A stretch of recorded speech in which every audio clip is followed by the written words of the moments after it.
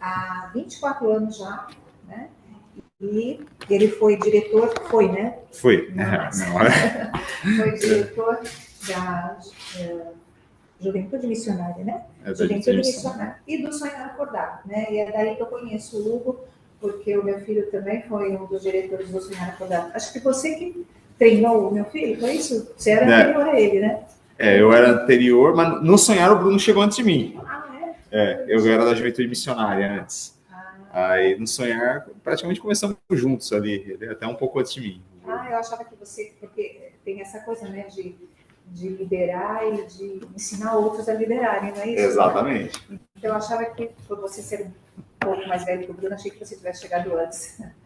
E é muito gostoso a gente, né, pertencer ao reino e seguir nessa amizade que cresce e começa no reino, né? Meu filho começou no reino cedo, né? E inclusive foi uma das minhas portas de entrada para o reino, foi meu filho, né?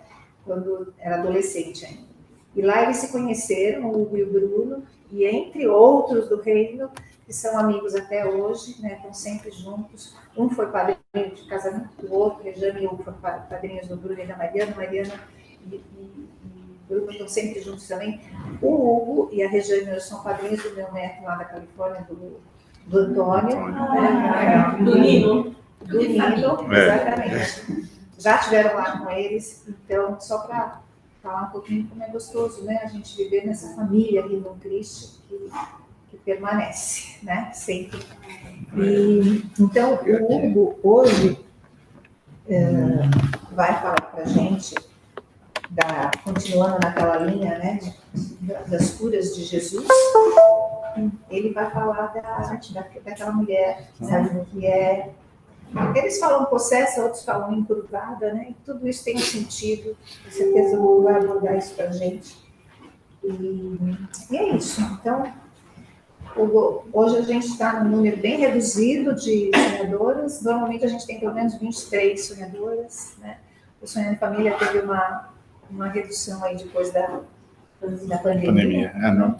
Mas estamos aí, ainda firmes e fortes na confiança. É isso aí. Vamos resgatar essas voluntárias. Então, fica à vontade. Tá ótimo.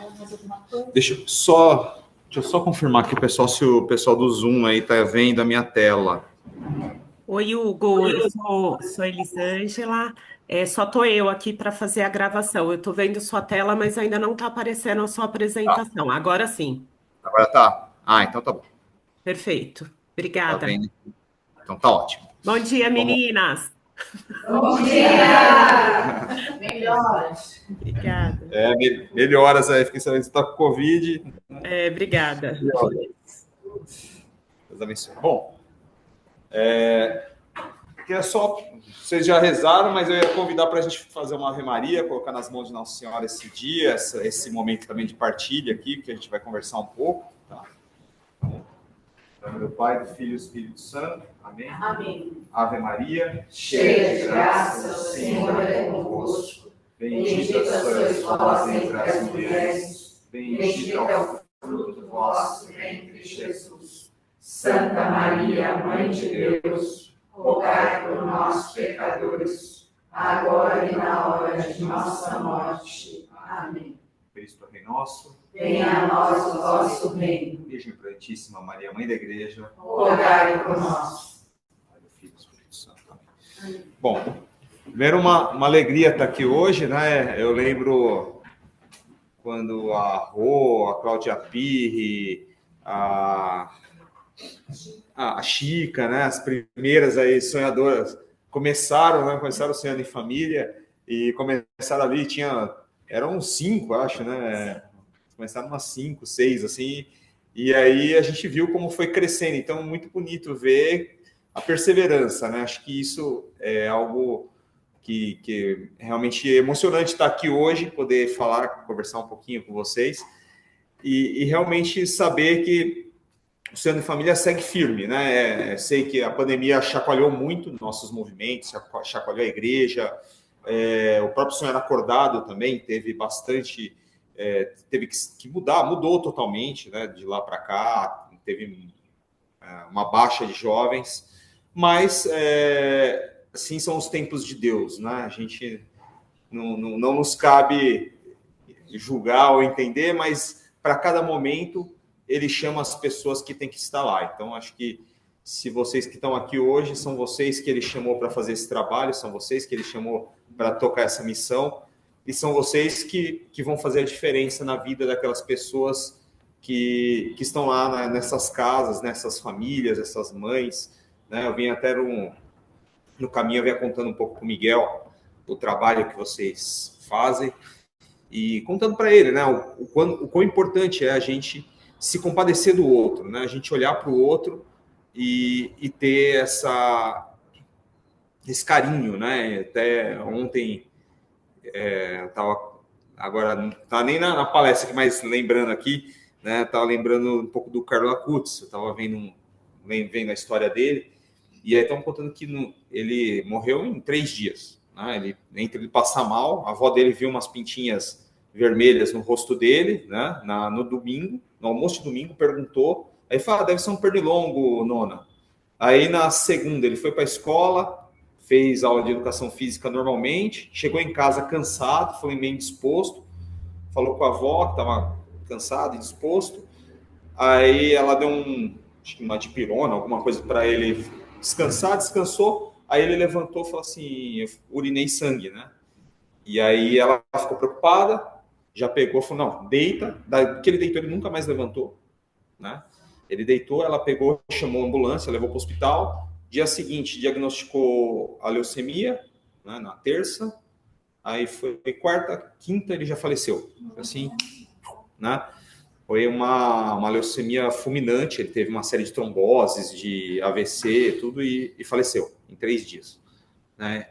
E aí, a avó conta que enquanto ele estava internado no hospital, as pessoas iam falar para ele, né, que ele estava falando, nossa, cara, mas você tá com dor, né?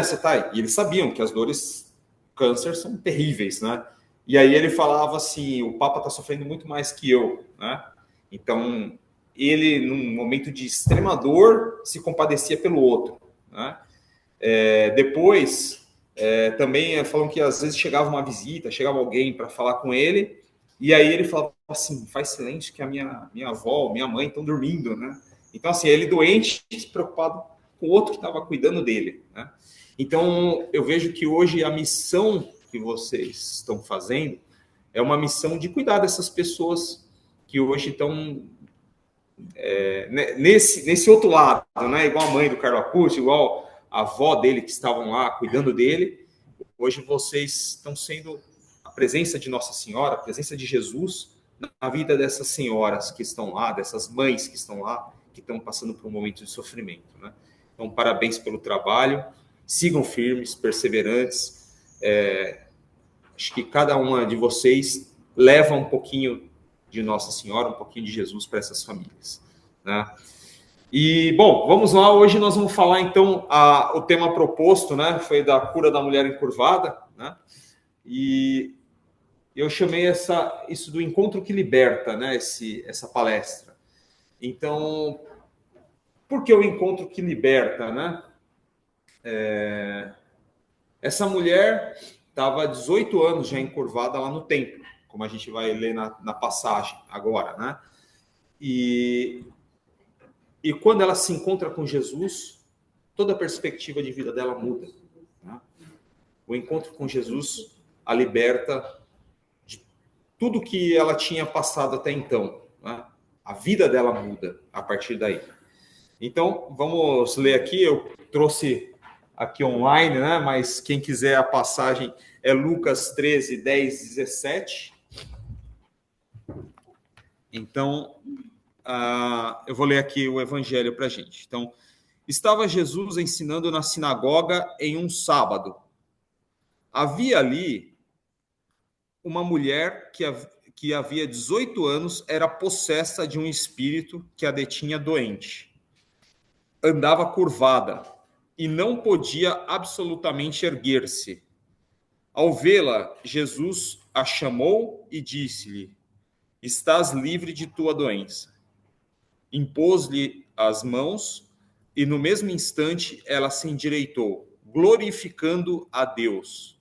Mas o chefe da sinagoga, indignado de ver que Jesus curava no sábado, disse ao povo: são 6 os dias em que deve trabalhar. Vinde, pois, nesses dias para vos curar, mas não em dia de sábado.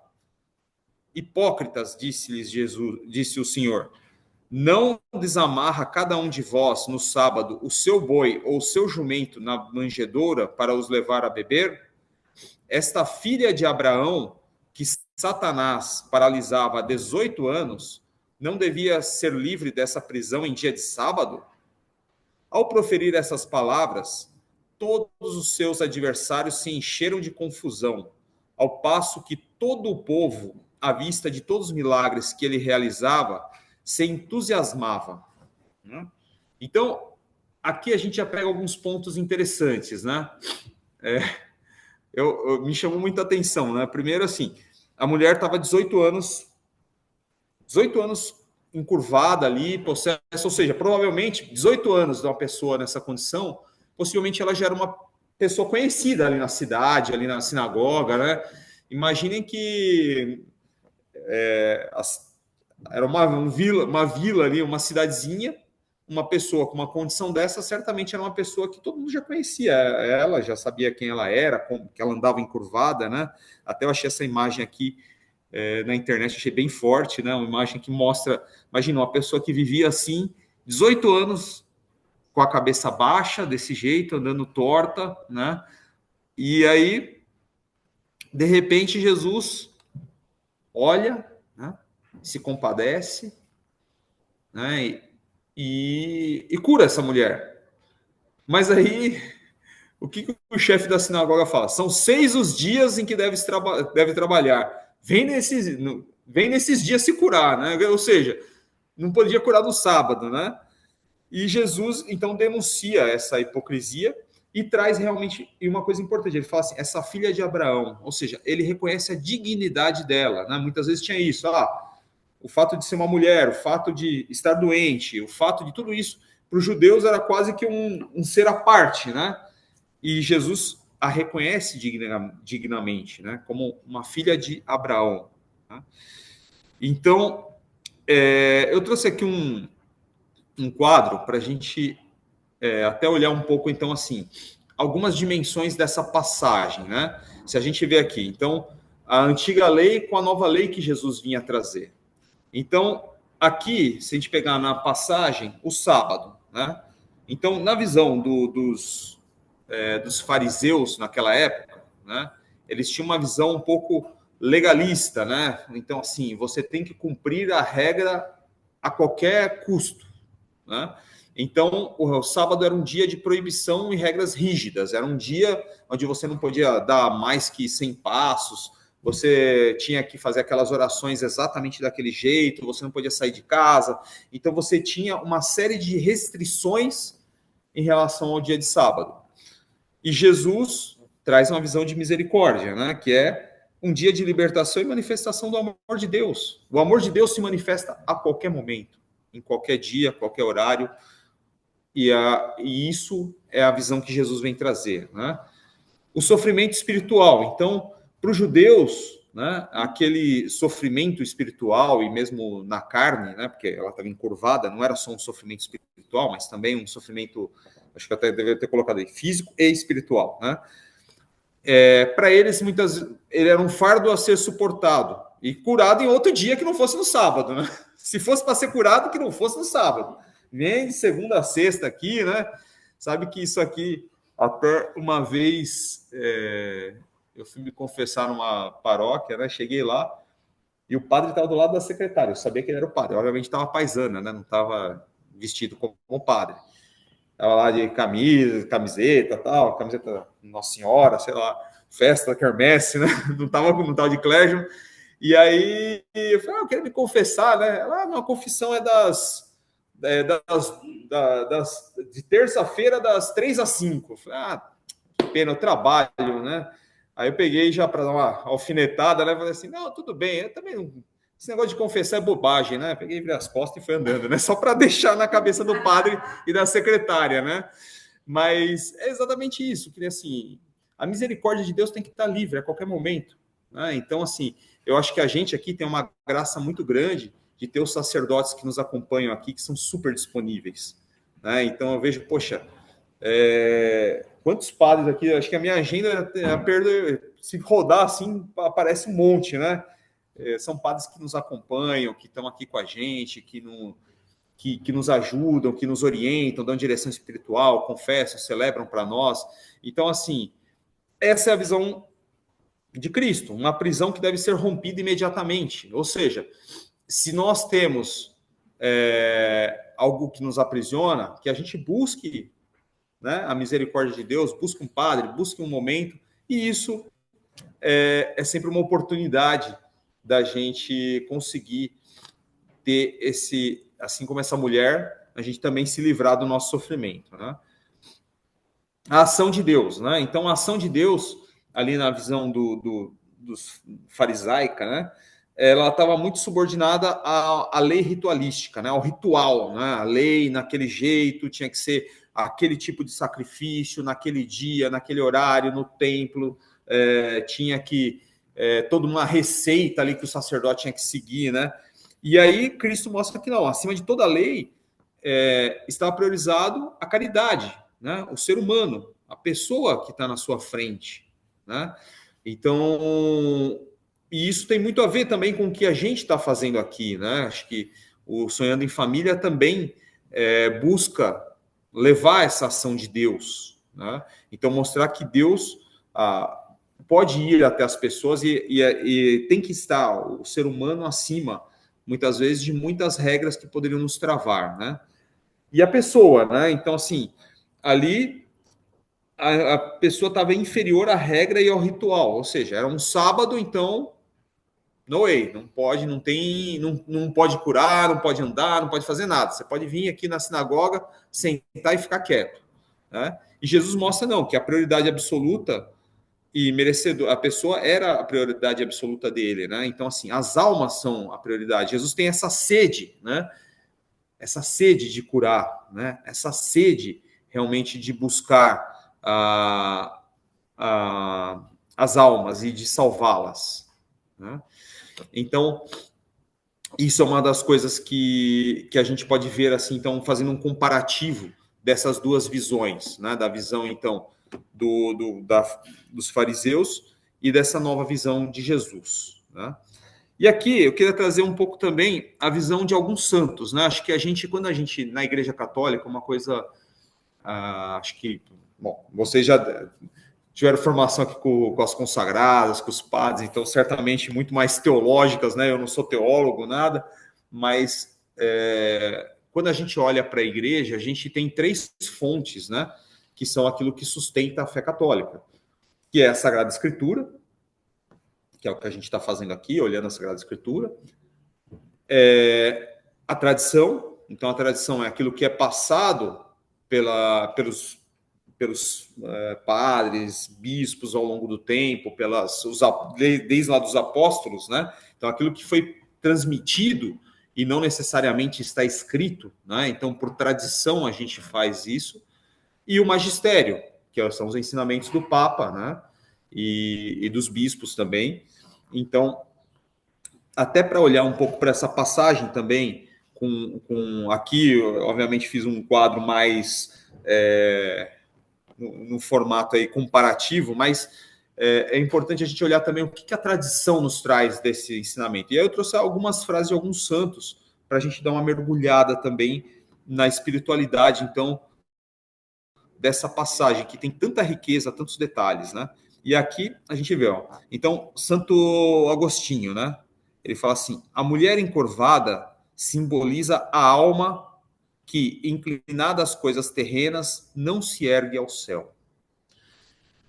E aí, quando a gente começa a olhar isso, agora eu queria trazer já um pouco aqui para o nosso dia a dia, né? Então, assim, a gente poderia dizer, mas isso aí aconteceu 2000 e tantos anos atrás, e aí era outro contexto, na época eles ainda eram todos judeus, né? Ainda não, Cristo estava se revelando, então eles ainda não tinham a fé em Cristo, né? Tudo isso era diferente. Mas o que Santo Agostinho traz aqui é algo muito importante. Ele fala, ó, a mulher encurvada simboliza a alma, ou seja, cada um de nós, né, que inclinada às coisas terrenas, ou seja, está olhando para baixo, né, para as coisas terrenas, não se ergue ao céu. Então, essa é uma provocação, acho que Santo Agostinho, espetacular, né? Santo Agostinho era um pregador impressionante, porque antes de ser católico, né, ele era o que eles chamavam de orador, né? Era aquele, não tinham os advogados, mas eram oradores que eram contratados para defender as pessoas que estavam sendo acusadas de alguma coisa. E Santo Agostinho era brilhante, ele era um dos melhores oradores daquela época, né? E totalmente pagão. Totalmente pagão, não queria saber de Deus, não queria saber de nada. A mãe dele lá rezando firme, né? Como vocês aqui, né? Santa Mônica ali rezando firme, pedindo a conversão dele, né? E Santo Agostinho, né? Se converte por conta de um outro pregador que era muito eloquente, né? Que era Santo Ambrósio, lá em Milão. E Santo Agostinho falar, quem é esse cara que fala tão firme, tão forte que as pessoas param para ouvir, que mobiliza multidões, né? E aí ele foi ouvir Santo Ambrósio, não por Cristo, mas por querer falar de forma tão eloquente quanto Santo Ambrósio. E aí quando ele ouve Santo Ambrósio falando, ele fala, caramba, esse cara tá falando umas coisas que me parece que são verdade. Aquilo ferveu dentro dele, né? E aí é o boom para ele se converter, né? Todas aquelas orações da mãe dele ali fazem efeito. E então, assim, Santo Agostinho viveu a maior parte da vida dele olhando para baixo. Santo Agostinho esteve a maior parte do tempo dele encurvado, como aquela mulher, né? Sustentado pela força da oração da mãe dele. E aí, Santo Agostinho, então, a partir das palavras de Santo Ambrósio e das orações de Santa Mônica, olha para o céu e se transforma em um dos maiores santos da Igreja Católica, um homem espetacular, com muitos escritos, né? Então, quando ele coloca isso, eu acho que ele fala muito dele mesmo, né? Mas fala muito de nós também, né? Quantas vezes nós, no nosso dia a dia, no nosso trabalho, nos nossos afazeres, né? A gente está olhando para as coisas de baixo, né? A gente passa o nosso tempo encurvado, né? E Deus, né, Jesus nos chama a olhar para cima, assim como ele fez com essa mulher. Então, esse é o primeiro convite que eu queria fazer aqui a partir das palavras de Santo Agostinho. São Beda foi um monge, um eremita, né, que viveu no deserto. E São Beda fala assim, a libertação do sábado indica o descanso verdadeiro que só Cristo pode dar. Então, São Beda traz aqui algo essencial, né? Que Cristo ressignifica, então, o dia de descanso, o dia do sábado, né? Que era na tradição judaica, o sétimo dia é o sábado, né? Para nós, acabou se tornando domingo por conta da ressurreição de Cristo que ocorreu no domingo, né? Então, a gente mudou o dia do descanso para o domingo, por glorificar o domingo, porque foi o dia da ressurreição do Senhor. Mas o que São Beda traz é a libertação no sábado indica que o descanso verdadeiro só Cristo pode dar. Ou seja, se a gente quer realmente levantar essa cabeça ao céu, como Santo Agostinho disse ali na primeira frase, né? São Beda está dizendo, é só em Cristo que a gente pode fazer isso. Não tem outro caminho. Não tem outro caminho. Né? Qualquer outro caminho vai nos levar a olhar para o lado, podemos até levantar um pouquinho, mas nunca para o alto. Né? O nosso olhar é para Cristo. Né? É em Cristo que a gente vai ter o verdadeiro descanso. Então, o que a gente faz tem que ser ressignificado em Cristo. Então, aqui, né, acabei não colocando, mas São José Maria Escrivá, que é um santo mais recente, né, fundador do Opus Dei, ele fala bastante sobre isso, que é a questão de que a gente coloque a intensidade e o amor e ofereça a Cristo todas as ações que a gente faça, né? Então, que a gente se santifique a partir do nosso dia a dia, do nosso trabalho, né? Então, o que ele fala é a santidade, ela está em muitos âmbitos. Então, assim, para um monge, a santidade passa por realmente viver uma vida de silêncio e oração. Para um pároco, a santidade passa por uma vida pastoral, por pastorear aquela paróquia, por cuidar bem daquelas coisas. E para nós, né, que somos leigos, nós que estamos no dia a dia, a santidade passa por a gente transmitir a Cristo através das nossas ações. Então, como mãe, como pai, como estudante, como professor, como advogado, como engenheiro, eu oferecer aquilo que eu estou fazendo a Cristo. É oferecer o meu dia a dia. Eu vou lavar essa louça da melhor forma possível. Nossa, a água está gelada, né? Vou oferecer pelas almas do purgatório, né? Não vou reclamar. Vou oferecer aquilo pelas almas do purgatório. Então, quando a gente vê esse oferecimento, isso é o que dá valor, sentido a cada ação que a gente faz, né? Tem uma passagem de Santa Teresinha, está chegando o dia dela, né? Dia 1º de setembro, se não falha a memória, né? De outubro, desculpa, de outubro. Está chegando o dia dela agora, o pessoal está fazendo até a novena das rosas. Santa Teresinha conta que tinha uma irmã que ela não suportava a irmã, né? Assim, irritar a presença da pessoa. Tem pessoas que, infelizmente, assim, nós somos humanos, né? Então, assim, tem pessoas que têm, às vezes, um caráter tão diferente do nosso que parece que só de falar com a gente a gente já abala, né, as estruturas. E Santa Teresinha tinha uma irmã lá no convento que era assim. E aí Santa Teresinha percebeu que aquela irmã, ela até às vezes fugia daquela irmã para não ter que encontrar, né? Mas sempre que a irmã vinha, ela recebia a irmã com um sorriso no rosto e tal. Tanto que quando a Santa Teresinha morreu, ela falou assim, eu não sei o que eu fiz para Teresinha, mas eu era a irmã que ela mais amava aqui no Carmelo. Então, assim, esse é o verdadeiro olhar de Cristo, né? É você oferecer aquilo que muitas vezes te custa, né? E para Teresinha certamente custava isso, né? Outra passagem de Teresinha que me vem agora à cabeça também, uma vez uma irmã estava ajudando ela a colocar o hábito, né? A parte que chama o escapulário, né? Que é aquela parte marrom do hábito das carmelitas, né? E elas prendem com um alfinete. E aí a hora que a irmã passou o alfinete, entrou na pele. E aí Teresinha mordeu os lábios, né? Deixou a irmã prender o alfinete, olhou para a irmã, muito obrigado, irmã. Porque a irmã virou as costas, né? Tirou o alfinete. Mas por quê? Porque ela sabia que aquilo ia deixar a irmã desconcertada. Para que ela falasse assim, nossa, pegou minha pele. Ai, não. Então ela suportou com toda a caridade. Né? Então, isso é olhar para cima, né? Isso é olhar para cima. Né? Olhar para cima é saber que aquele pequeno ato de reclamar, e que não seria nada de errado, não tem nenhum pecado nisso, pelo amor de Deus, né? Ela acabou de enfiar um alfinete na pele dela, mas foi sem querer. E por isso ela suportou para não ofender a irmã. Né? Isso é olhar para cima. Oi.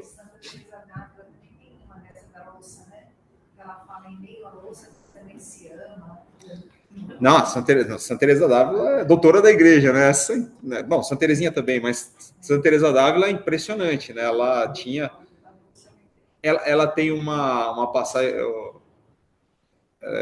que eu me lembro, assim, eu tive lá em Ávila, ela dormia no quarto dela, o travesseiro dela era um toco de madeira, né? Eu fui lá no quarto dela, vi um toco de madeira, é impressionante. Assim, então era uma pessoa que, assim, muito abnegada, muito sacrificada, né, Teresa d'Ávila. E tem uma passagem também que ela põe um hábito, tá toda bonita, ela ia lá para uma missa, alguma coisa assim, e aí ela tá andando assim, passa o cavalo, aí passa uma carroça que ela cai, eu não lembro direito como que foi, ela caiu e caiu numa poça de lama, assim, ficou tudo enlameada, né? E aí ela pegou e reclamou com Jesus, né? Falou, poxa, mas por que aconteceu isso comigo, né? Eu tô indo para missa, né? Tô indo te louvar, né, Jesus? Pegou e reclamou com Jesus, né? E Jesus falou, não, mas é assim que eu trato meus amigos. Aí ela brava, né? Por isso que tem tão poucos, né? Espanhola, né? De caráter, né? Mas aí ela se recompôs, voltou para casa, se trocou, tudo, e entendeu que aquilo também que Jesus estava falando, que nem sempre na nossa vida, porque a gente está louvando a Cristo, que tudo vai ser mil maravilhas, né? Como até na vinda do grupo de oração, a gente tem risco aqui na porta, né? Como a gente estava falando, coisas que a gente está exposto a situações, infelizmente, difíceis. E Cristo, assim, não é por isso que vocês têm que desanimar, não é por isso que a gente pode desanimar, né? Olhar para o alto é entender isso, entender que Cristo está do nosso lado e que ele vai nos ajudar e vai nos sustentar independente do que aconteça. Mas ele não promete uma vida sem provações, muito pelo contrário, né?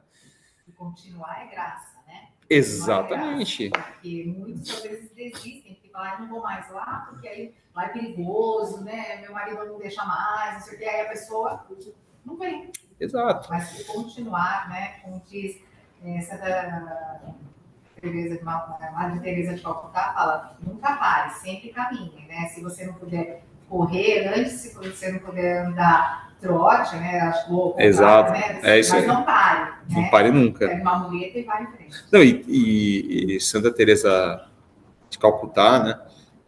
Ela foi impressionante, porque assim, boa parte da vida dela, ela viveu o que chamam de noite escura, né? A noite escura é quando você chega num grau de santidade tão alto, né? A gente, que nem nós aqui, estamos aqui numa vida mais cotidiana, espiritual, simples, Deus nos dá consolações. Então, muitas vezes, quando a gente está rezando, a gente sente uma consolação de Deus, a gente sente, né, a gente tem os afetos, aquilo que nos ajudam, né, a perseverar.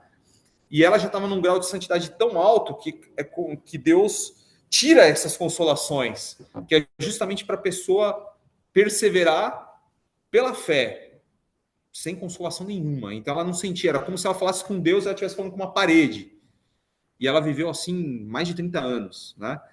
E aí tem uma passagem bem interessante dela, que acho que também tem muito a ver com isso aqui, que a gente está falando, né, de olhar para o alto, que ela encontra um hindu na rua lá morrendo, né, assim, agonizando, e ela recolhia todo mundo, né? Ela entendia que ela enxergava Cristo crucificado, sofredor, em cada pessoa que ela encontrava na rua. E tinha um hindu bem altão, ela já estava de idade, tudo isso, estava meio que agonizando, morrendo ali na rua, e ela pegou ele, pôs aqui nas costas e foi levando ele, né, para a casa dela. E aí foi subir uma escada, e aí nisso ela caiu e ele caiu em cima dela, assim, né? E aí ela, naquele momento, ela falou que ela questionou se Deus existia, né?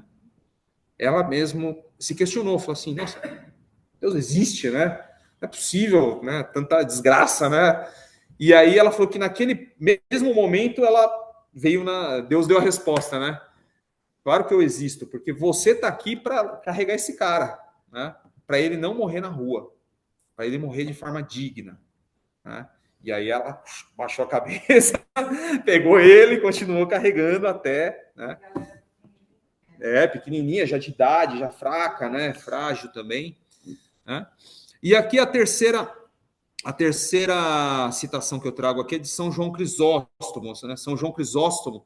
Crisóstomo significa boca de ouro. Então ele era foi um dos maiores pregadores ali numa época que a igreja passou por muita perseguição, heresia, né? E aí ele fala assim: Cristo mostra que a lei não pode estar acima da caridade e da vida, né?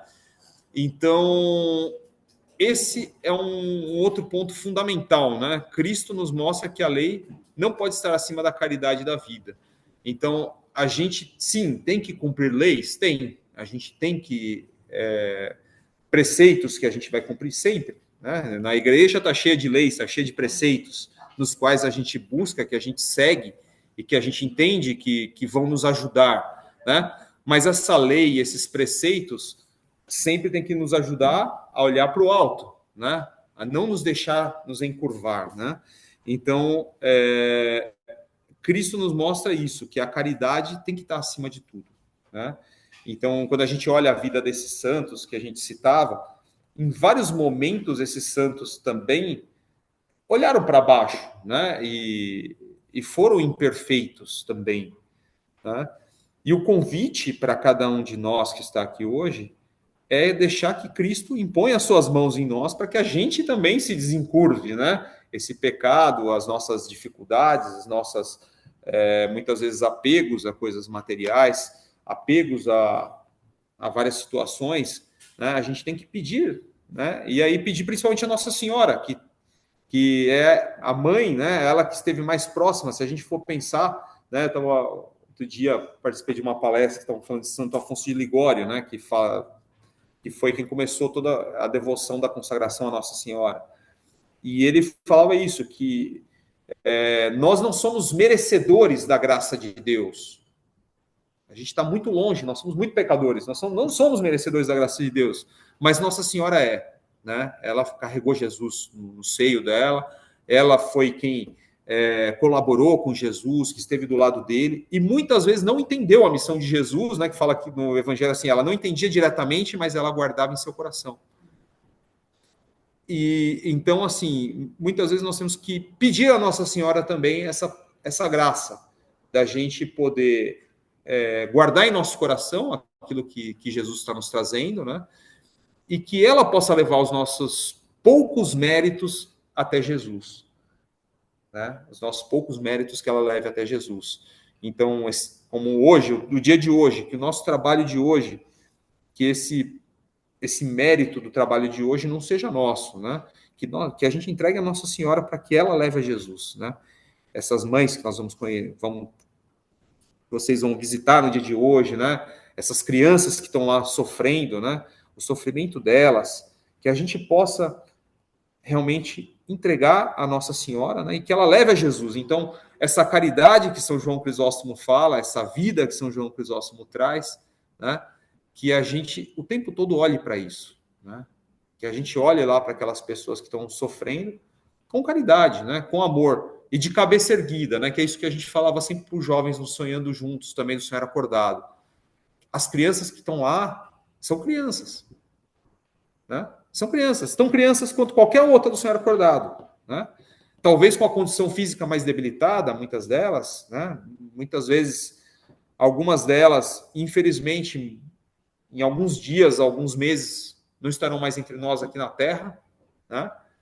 Mas a gente pode levar uma partícula de amor para elas, a gente pode ser um pouquinho, levar esse pouquinho desse amor de Jesus que nos faz olhar para o alto, né? Então, a missão aqui do Sonhando Juntos é ajudar essas mães, essas crianças a olharem para o alto, né? A se desencurvar muitas vezes pela doença, pelas dificuldades, pela murmuração, a reclamação, e que são compreensíveis pelo momento que elas vivem, né? E por muitas vezes pelos momentos que nós vivemos também, né? Nós também podemos estar encurvados por tantas dificuldades, por tantas coisas, né? Mas Jesus vem para libertar, né? Então, inclusive, a palavra fala que ela estava encurvada porque ela estava possessa, né? Satanás estava nela. E Jesus veio para libertá-la disso. Então, assim, também isso é um ponto, a gente olhar quais são os meios que a gente pode buscar para, na nossa vida, nós também olharmos para o alto e não desencurvar, né? Então, a confissão, né? A caridade, a Eucaristia, né? Comecei falando do Carlo Acutis, ele falava que a Eucaristia é minha autoestrada para o céu, né? Então, todo dia ele, antes de ir para a escola, passava na igreja, rezava 15 minutinhos para depois ir para a escola. Então, a gente também ter esse olhar, né, da Eucaristia, da confissão, dos sacramentos. Então, assim, a Igreja Católica tem tudo isso, toda essa herança que Jesus nos deixou, né? E nós não podemos desperdiçar isso. Nós temos os meios, né? O padre Sérgio Barbosa falava isso, a gente tem várias maneiras de chegar no Rio de Janeiro. Assim, uma é pegar um avião aqui em Congonhas, assim, em 40 minutos você está no Rio de Janeiro, né? Outra é pegar um carro, pegar a estrada e em 5 horas, 6 horas você está no Rio de Janeiro, né? Outra, pegar uma moto, já muito mais arriscado, né? Muito mais, pode chegar também em 5, 6 horas, mas já com risco maior. Outra é pegar um facão e sair abrindo, né, o mato, enfrentar bicho, enfrentar coisa, né? Faltar suprimento no meio do caminho. Então, assim, a gente tem muitas formas de também buscar o céu, né? De buscar desencurvar e olhar para o alto. E nós temos que ser capazes de olhar esses meios e utilizá-los, né? Não desprezá-los, né? Não desprezá-los. Eu queria trazer aqui também, trouxe um vídeo aqui de um exemplo de uma pessoa que eu acho que acho que ela está venerável, deve ser beatificada, a Chiara Corbella, não sei se vocês já ouviram falar, que é uma jovenzinha, né? Então, trouxe um vídeo aqui que mostra um pouco a vida dela, né? E como ela foi capaz de olhar para o alto, né? Com situações tão difíceis na vida dela, né? Assim, e super jovem, e viveu coisas tão difíceis, e mesmo assim foi capaz de ressignificar tudo que ela passou, né? Então, vou compartilhar aqui um vídeo com vocês.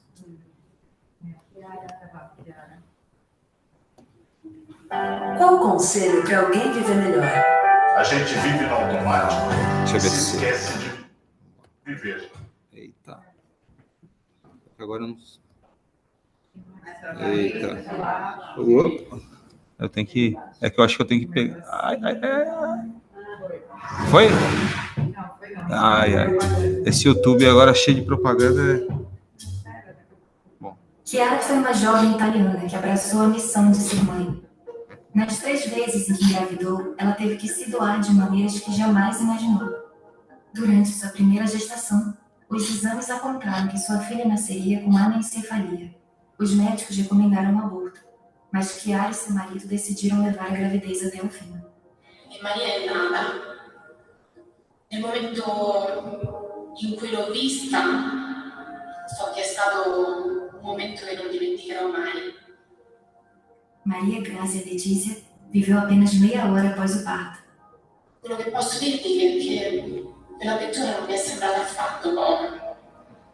È stata una mezz'ora indimenticabile. E se io avessi abortito, non penso che potrei ricordare il giorno della boffa come un momento di festa, un momento di cui mi fossi liberata di qualcosa. Penso che sarebbe un momento che cercherei di dimenticare, un momento di sofferenza grande. Il giorno della nascita di Maria, questo potrò ricordarlo sempre come uno dei più belli della mia vita. Em sua segunda gravidez, foi descoberto que seu filho, David Giovanni, sofria de má formação e nasceria sem as pernas. A criança também viveu poucas horas. Mesmo com a tristeza de ter perdido 2 filhos, o casal não se deixou abater. Chiara acreditava no profundo valor da vida que ela carregou por 2 vezes em seu ventre. Quello che voglio dire alle mamme che hanno perso dei bambini, che io voglio dirgli, noi siamo state mamme, abbiamo avuto questo dono. Non conta il tempo, se 1 mese, 2 mesi, poche ore, conta il fatto che noi abbiamo avuto questo dono. E non è una cosa che si può dimenticare. Foi com grande alegria que ela descobriu sua terceira gravidez. Durante os exames, nenhuma complicação foi detectada e tudo indicava que Francesco Petrillo nasceria bem. A notícia ruim veio quando Chiara foi diagnosticada com câncer. Todos os médicos afirmavam que ela teria que se submeter a um longo tratamento para curar a doença, porém esse tratamento colocaria em risco a vida de Francesco. A maioria das pessoas aconselhou Chiara a fazer o tratamento, mas ela só via uma única opção: priorizar a vida de seu filho. Em 30 de maio de 2011, Francesco nasceu. Chiara deu início ao tratamento contra o câncer, mas a doença havia evoluído de maneira irreversível, se espalhando pelos pulmões, fígado e para o olho direito. Ela se recolheu para cuidar de seu filho na casa da família, próximo ao mar.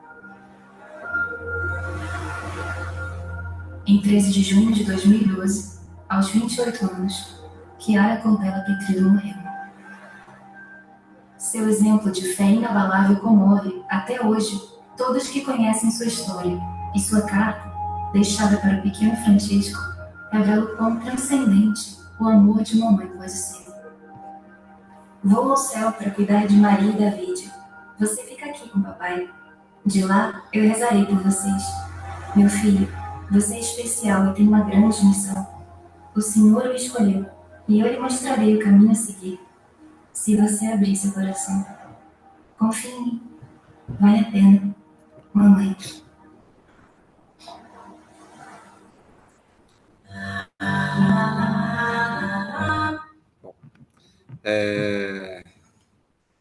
Acho que aqui esse vídeo traz bastante significado. Acho que o trabalho que vocês fazem com mães que têm filhos doentes, que muitas vezes estão passando por dificuldades, né? Assim como a Chiara passou, né? Podem trazer também um olhar diferente, um olhar para o alto, um olhar de ressignificar tudo que a gente está passando na dor, né? E ela ressignificou tudo isso. Ela foi capaz de olhar tudo isso, né? As duas gestações mal sucedidas, ela simplesmente viveu até o fim, né? As gestações, foi capaz de enxergar a presença dos filhos, o amor de Deus ali. E na terceira, infelizmente, foi ela que acabou, né, entregando a própria vida pelo filho. Então, assim como Jesus, né, entregou a vida dele por cada um de nós, ela entregou a vida dela para que o filho pudesse viver, né? Então, já indo aqui para a reta final, né, eu trouxe 3 mensagens para a gente levar, então, no dia de hoje, né? Então, a primeira, Jesus endireita o que está caído, né? Então, Jesus é quem faz tudo, né? Se a gente... todas as graças que nós recebemos, ainda que sejam por intercessão de Nossa Senhora, dos santos, mas elas são dadas e concedidas por Jesus, né? Então, nós temos que ter esse olhar para Jesus. Nós temos que colocá-lo na nossa vida, em tudo que a gente faz, em tudo que a gente realiza, a gente tem que realmente colocar Jesus. Ele nos chama, cada um pelo nome. Isso é uma coisa importante, né? Jesus não nos olha como um número na multidão, né? Ah, você aí, né, que está aí andando no meio da 25 de março, né? Não, ele nos chama pelo nome, né? O encontro com Jesus, ele é pessoal. Então, assim como o encontro de Jesus com aquela mulher mudou a vida dela, né? Tudo parte de uma experiência pessoal. Então, nós temos que buscar esse encontro pessoal com Cristo. E esse encontro, ele é aquilo que faz a nossa mudança, né? O Papa Bento XVI falava que o cristianismo, ele não é uma ideia, ele não é uma religião, ele é uma pessoa, é a pessoa de Jesus Cristo. Então, assim, diferente de outras, a religião tal, que prega isso, não sei o quê, a ideologia do marxismo, tal, não. O cristianismo não é uma ideologia, não é uma religião, ele é uma pessoa. E é esse encontro com essa pessoa que ressignifica tudo, que transforma, que endireita, que levanta. Então, e esse encontro é um encontro onde tem nome e sobrenome. E isso também é uma coisa importante para a gente levar no dia de hoje, né? As mães que estão lá, as crianças que estão lá, elas têm nome e sobrenome. Então, que a gente olha para cada um como único, né? Que a gente não olha assim, as mães... Não, é a Júlia, é a Rosângela, assim, a Cláudia, assim como cada uma de vocês aqui são únicas, também as que estão lá são únicas. Então, olhem para elas como pessoas únicas, chamem elas pelo nome, né? Assim como Jesus as chamou. E ele nos liberta do peso e nos faz caminhar eretos rumo ao céu, né? A gente só vai ser capaz de olhar para cima e andar reto se a gente andar com Jesus, né? Ou, do contrário, nós vamos passar uma vida encurvada, né? Uma vida com peso nas costas, né? Quanto mais a gente acha que só nós somos responsáveis por resolver todos os problemas do mundo, né? As costas vão ficando cada vez mais pesadas e a gente vai andar cada vez mais torto, igual aquela senhora que a gente viu lá na primeira parte, né? Então, a cura de Jesus, né? Acho que assim, resumindo, a mulher encurvada representa a nossa humanidade, né? Ela representa a humanidade de cada um de nós, né? Curvado pelo pecado, curvado pelos nossos apegos, pelas nossas aflições. a cura de Jesus, ela não é somente física, né? Mas ela é um ato realmente de libertação. Então, que quebra todas as... Quebra toda essa separação espiritual que ela estava, né? Ela estava possessa. E esse toque de Jesus, então, ele dignifica e restaura essa leveza, transformando aquilo que era uma tristeza de 18 anos em felicidade, né? Em louvor, né? Fala que ela saiu louvando a Deus imediatamente, glorificando a Deus.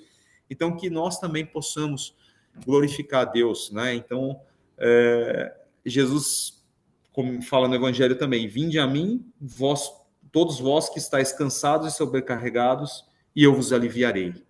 Então, que a gente não queira resolver todos os problemas do mundo, né? Mas que a gente tenha sempre o caminho de Jesus. Tá? E aí, por último, só para a gente terminar aqui, né? Eu trouxe um vídeo que conta, é um vídeo já antigo, talvez vocês já tenham visto, mas que conta um pouco sobre quem nós somos aqui hoje, né? Então, como continuadores da missão de Jesus, né? Como Igreja Católica. E eu queria compartilhar com vocês aqui. Vamos ver se... Nossa família é feita por pessoas de todas as raças, ricos e pobres, homens e mulheres, pecadores e santos. Nossa família se difundiu pelos séculos e pelo mundo. Com a graça de Deus, criamos hospitais para cuidar dos doentes, fundamos orfanatos e temos ajudado os pobres. Somos a maior obra de caridade do planeta. Educamos mais crianças do que qualquer outra obra educativa ou religiosa. Desenvolvemos o método científico. Fundamos o sistema universitário. Defendemos a dignidade de toda a vida humana, o casamento e a família. Cidades levam o nome dos nossos santos que percorreram uma vida da santidade antes de nós. Guiados pelo Espírito Santo, compilamos a Bíblia, as Sagradas Escrituras e tradição que nos tem guiado por 2000 anos. Nós somos a Igreja Católica. Mais de 1 bilhão de membros de nossa família compartilham os sacramentos e a plenitude da vida cristã. Por séculos, rezamos por você e por todos a cada hora do dia, sempre que celebramos a missa. O próprio Jesus lançou as fundações da nossa fé quando disse a Pedro, no primeiro apóstolo: Tu és Pedro, e sobre essa pedra edificarei a minha igreja. E neste mundo cheio de caos, dificuldades e dor, é reconfortante saber que algumas coisas permanecem coerentes, verdadeiras e fortes. Nossa fé católica e o eterno amor que Deus tem para com cada um de nós. Se você saiu da Igreja Católica, nós convidamos para que você a veja com um novo olhar. Acesse o portal católicosvoltempracasa.com.br. Somos católicos. Bem-vindo à sua casa. Bom, acho que esse vídeo traz um pouco de tudo que a gente, como Jesus permanece vivo, né? E nós acreditamos nisso na Igreja Católica. Nós temos Cristo vivo, né? A única igreja fundada por Cristo, né? E que mantém os sacramentos vivos até hoje. Então, que a gente possa realmente buscá-los, né? Todos os meios estão aqui para a gente se endireitar. Então, quando a gente se encurva, vamos lá no confessionário, né? O confessionário e poder realmente encontrar a misericórdia de Deus e levantar a cabeça de novo, né? E se alimentar na Eucaristia, a gente possa realmente buscar a direção espiritual, buscar os padres, buscar as orações, pedir as orações, né? A gente sabe disso, que quando a gente tem uma dificuldade, tem sempre alguém que está rezando, né? Uma missa, sempre que alguém está rezando um terço, um grupo de oração, e que a gente nunca está sozinho, né? Eu acho que esse é o grande ponto, né? A gente sempre tem uma família que tem bilhões, né, de pessoas, e que em qualquer parte do mundo que a gente tiver, a gente sabe que a Eucaristia está lá e que a gente nunca vai estar sozinho. Então, que no dia de hoje a gente também possa pedir a Jesus que nos dê esse olhar, que nos ajude a fazer esse trabalho do Sonhando em Família da melhor forma possível, em louvor a Ele, e não pelos nossos méritos, né? Que a gente possa realmente pôr nas mãos de Maria e de Jesus. É isso, alguma dúvida? Estou à disposição aqui, querem algum comentário, alguma coisa que queiram partilhar também? Né?